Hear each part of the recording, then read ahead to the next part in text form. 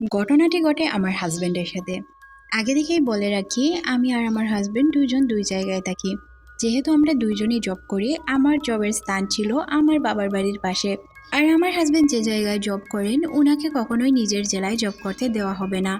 এটা আপনারা বললে হয়তো বুঝতে পারবেন, না বললে বুঝতে পারবেন না। এটা আমি হাইড রাখছি, যেহেতু কিছু কারণ রয়েছে, এই জন্যই হাইড করা আর কি।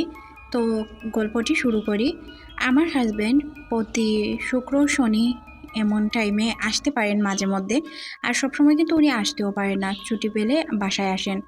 তো আমি আমার বাবার বাসায় থাকি, যেহেতু আমার জবের স্থান ছিল আমার বাবার বাড়ির খুবই কাছে। শ্বশুরবাড়ি থেকে আসলে হয়তো অনেক সময় লাগতো, প্রতিদিন আসা যাওয়া করে অফিস করা অনেকটাই কষ্টের, যার কারণে আমি আমার বাবার বাড়িই থাকি। বাবার বাড়ি থাকার সুবাদে আমার হাজব্যান্ডও মাঝে মাঝে আমার বাবার বাড়ি আসেন। আমি আর আমার হাজব্যান্ড যখন রাতের বেলা ঘুমাই, তখন ওই দিন আমার হাজব্যান্ডের ডিউটি ছিল সকাল 7টার দিকে। ওনাকে ওনার কাজের স্থানে পৌঁছাতে হবে 7টার কিছুটা আগে, ওনাকে পৌঁছাতে হবে 6:30টার দিকে। উনি আমাকে রাতে যাওয়ার কথাই বলছিলেন, কিন্তু আমি ওনাকে বলি যে রাতে যাওয়ার কোনো প্রয়োজন নেই, তুমি আজ দেখে যাও, কাল সকালে উঠে চলে যেও। তখন উনি বললেন, তাহলে তো আমাকে 5টার দিকে উঠে বের হয়ে যেতে হবে। 5টার দিকে না বের হলে আমি 6:30টার দিকে ওই জায়গায় পৌঁছতে পারবো না। রাতের বেলায় ওনার ঘুম ভাঙে 3টার দিকে। 3টার দিকে যখন ওনার ঘুম ভাঙে, ওনার অনেক প্রস্রাবের চাপ ছিল, যার কারণে ওনার ঘুমটা ভেঙে যায়। তারপর উনি মনে মনে ভাবেন, আমাকে যেহেতু 4:30টার দিকে ঘুম থেকে উঠতে হবে, তাহলে কিছুক্ষণ শুই। এখন যদি আমি প্রস্রাব করে আসি আবার শুয়ে থাকি, তাহলে আমি আবার ঘুমিয়ে পড়বো। যদি আমি ঘুমিয়ে পড়ি, তাহলে আমি সকালে উঠে অফিস ধরতে পারবো না, বা আমি আমার ডিউটি ধরতে পারবো না। যার কারণে উনি কী করেন, ঘুমানোর চেষ্টা করেন। যখনই উনি ওনার চোখ বন্ধ করেন, তীব্র একটি চিৎকারের আওয়াজ শুনতে পান। এই আওয়াজটি শুনে উনি সজাগ হয়ে পড়েন। তারপর আবারও উনি ঘুমানোর চেষ্টা করেন। এইভাবে 3বার উনি চিৎকারের আওয়াজ শুনতে পান। 3বার চিৎকারের আওয়াজ শোনার পর তখন উনি চিন্তা করেন, চলে যাই, গিয়ে প্রস্রাবটা করেই আসি, তারপর না হয় বসে থাকবো বা শুয়ে থাকবো, না হয় রেডি হয়ে যাব। উনি প্রস্রাব করার জন্য ওয়াশরুমে যান। ওয়াশরুম থেকে যখন উনি বের হন, উনি ফিল করলেন, অন্ধকার ছিল রুমটা, উনি ফিল করেন যে আমি ওয়াশরুমে যাচ্ছি। এমনটা ওনার কাছে মনে হয়েছে যে আমি ওয়াশরুমে যাচ্ছি। ওয়াশরুমের দরজা খুলে ওয়াশরুমে প্রবেশ করেছি। তখন উনি এসে বিছানায় বসেন। বিছানায় বসার পর যখন উনি আমার দিকে তাকান, উনি দেখতে পান আমি বিছানায় রয়েছি। যেহেতু আমি বিছানায় ঘুমে, তাহলে ওয়াশরুমে কে প্রবেশ করলো? উনি অনেক ভয় পেয়ে তাড়াতাড়ি লাইট জ্বালিয়ে ফেলেন। লাইট জ্বালানোর পর উনি আমাকে মনে মনে ভাবলেন ডাক দিবেন। তারপর উনি আমাকে আর ডাক দেন না।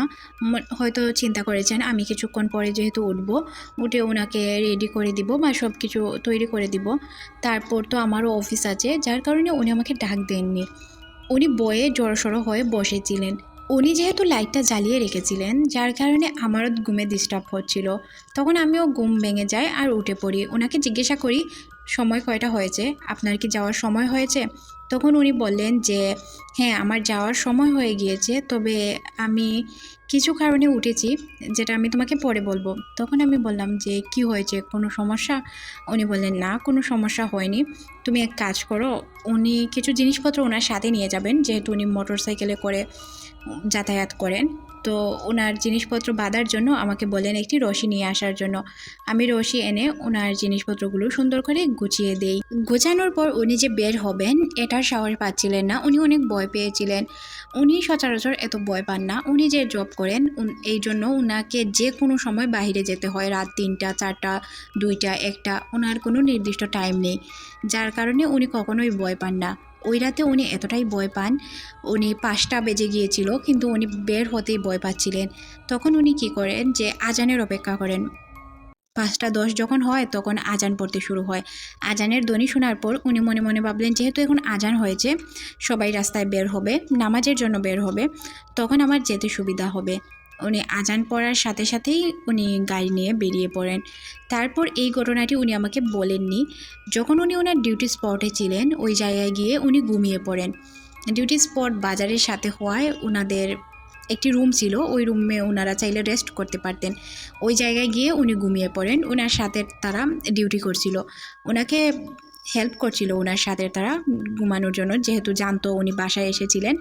তো ওনারা হেল্প করেন। উনি 2 ঘন্টার মতো ঘুমান। 2 ঘন্টার মতো যখন উনি ঘুমান তখনও উনি সেম স্বপ্ন আবার দেখেন। বলতে যে ঘটনাগুলো ওনার সাথে রাতে ঘটেছে ওইগুলো আবার স্বপ্নে দেখেন। উনি স্বপ্নে দেখে ঘুম থেকে জেগে ওঠেন আর আমাকে কল করেন। কল করে বলেন যে এই ঘটনা বাসায় আমি ঘটতে দেখেছি। তো আমার মনে হয়েছে যে ওনার মনের ভুল আর না হয় অন্য কোনো কিছু হবে।